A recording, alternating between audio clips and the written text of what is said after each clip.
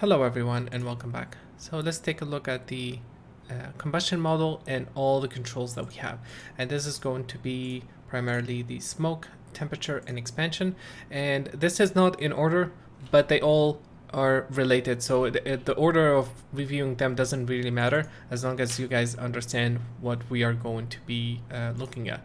So this one is the expansion range minimum, and that would be this one. So let's say I want to test, I'm going to turn off the remap. I'm going to test the range minimum value. This is, and see how that affects the sim. So here, that's what this result is for. Same as other window, I'm going to move it. So we have a range min of 0.25, range min of 0.5, 0.75, and I believe I'm going to open it with a different player. Sorry about that.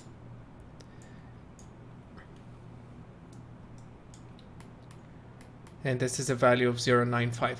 So basically we're telling the solver to use more or less of from that flame field, and the lower the min value, the more expansion we're going to get. And this is reaching to a point where it's just hitting all the limits and the sim is going crazy. These ranges are reasonable and getting nice, and we're getting decent expansion. You can see the difference in volumes, how much smoke we're getting. And this is not extra density, this is the smoke expanding. This is what the divergence field does inside the solver. And so that's the effect of the min range. I think a value of 0.5 is always a safe range to use. So that's the result of that. Let's take a look at the another setting called the expansion rate, which is very obvious what it means. It's how fast or how much expansion do we get. In these examples, obviously a range of 1, a value of 1 is already giving us a lot of expansion, and then just going higher is going to explode the sim. So this is an expansion rate of 2. You can see a lot of smoke happening here, and all these clipping boxes are caused by the tiles system or the sparsity system. We can definitely get the sim to behave like this if we wanted to, but for the testing purpose we don't have to go this high. I mean, we don't need this. We don't need these results to look good to understand that we don't have to go this high. So value, maybe the safe range would be 0.1 to 2 depending on what we're doing. Okay, the next one is the add strength, and this is for the temperature, and this is the add temperature strength. This one is 1, this one is 1. The strength from the source, so this one is 100 in the solver. So the default setting is like this. This is the value that I'm testing. Okay, turn this off. So the value is strength of 100 and a strength of 10, and the pull method is 10. And you can see there's difference between these two results. There's more temperature here, but because the temperature field can only cause the smoke to go up, the difference is not that major between the two results. And this is another thing why I don't like having multiple factors for the temperature.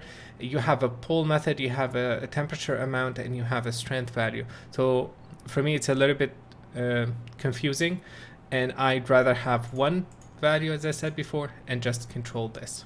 So, but it's up to you guys. So temperature amount, obviously what this is the main multiplier, and we started off with a value of 0.1, and this is a value of 1, and this is a value of 10. Again, we're not adding more smoke, okay? Making the smoke hotter does not add or expand the smoke. We're simply causing it to raise up more, okay? And this is just the sim behaving. So in many cases, for example, because see how much nice movements we get by having just a broken up temperature field that causes the smoke to swirl and go up. For example, when you have a sim and you want to get a lot of nicely swirly movements, but you're gonna render it, let's say you have a creature landing on the ground and stomping on the ground. You can use the temperature field to get the nice movement that you want, but you don't have to render it. This is something I do all the time. So you can use this data to tweak the sim and get the movement that you want, but you don't have to render it. You can have hot smoke and cause it to rise and swirl, and you don't have to just display it in the viewport or in the render. You can render the density field only. Cool, let's move on. I have the temperature max, so this would be, let me find what the setting is for. So the temperature range min and max. So this one is range max is set to 0.25, and what we're doing is we're simply using more of the flame. So if I have a data, the flame information that goes from 0 to 1, we're telling it to use the lowest range between 0 to 0.2 and just use all of that into the temperature, which will make the smoke get hot and go up very quickly, even if there is a little bit of flame. Okay, so that's what clamping it and doing this lowering the range min value will do. A better value would be, I mean, a safe value would be 1, and then maybe we can play with the min a little bit more. So the next attribute is the range min. And again, this is simply changing the range of how much data from the flame information we are using to make the smoke hot. Okay, and the higher the value, the higher the range min, the less we capture from the flame, the less heat we emit from the flame. Okay, and then temperature remap curve. I don't think I took a picture of this, but I'm using, let's see, yeah, we can look at the file later, but this is, actually I can do it now. So combustion add temp remap.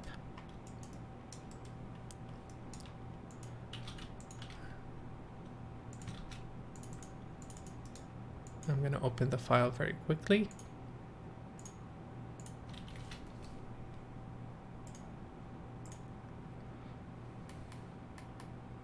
So this is just a variation of remapping the data. So instead of using a linear curve, I'm just doing this crazy ramp. And it doesn't have to be this. This is just to see how it would affect the result. And honestly, I don't see a huge difference. I don't see that I have to do anything fancy here to get the result that I want.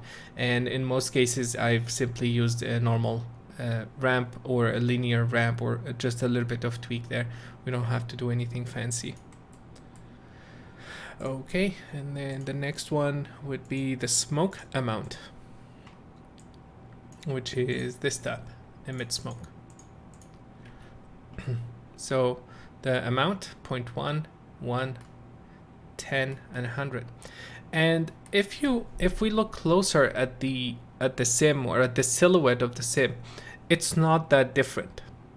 We're not getting more smoke. It's not expanding more. It's just getting denser and denser. Denser and denser. And if, for example, we have other controls that are, or micro solvers that are being driven by the density field, those things will change. But the overall sim is going to be the same, in the same range. It's gonna look similar.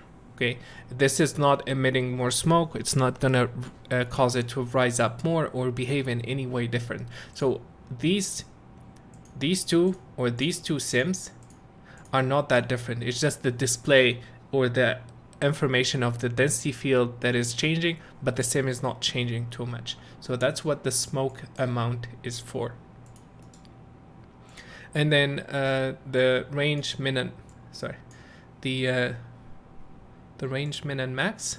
So how much from the flame field we're gonna emit, and I think I combined these two. I combined the range min and max, and it's very simple. The 0 to 1, we can just say I want to use the super hot flames to emit smoke or make it denser. I want to use everything in the flame, even if it's a tiny bit hot. I want to use it to emit smoke, and that's what these controls are for. Smoke remapping, and then the lifespan. So this is the flame lifespan. Okay, this is not the cooling rate for the temperature. There's another setting here under the simulation called cooling rate. This is not the same. The cooling rate affects the temperature. Okay, the lifespan affects the flame field. So we have a sim, we're importing data from the solver and we're injecting it into the flame. That flame gets infected with the sim. It moves up because of the temperature and everything, but we can decide how big the flame lives. And so that's what this control is for. Lifespan of 2, lifespan of 4, lifespan of 10. You can see it's going up further and further, which will result in changing the sim overall. And I think that's pretty much it. It's really simple to tweak these settings, and the majority of the work is going to be in the solver, getting the work in the solver and then adding micro solvers. Thank you guys for watching, and see you in the next video. Bye bye.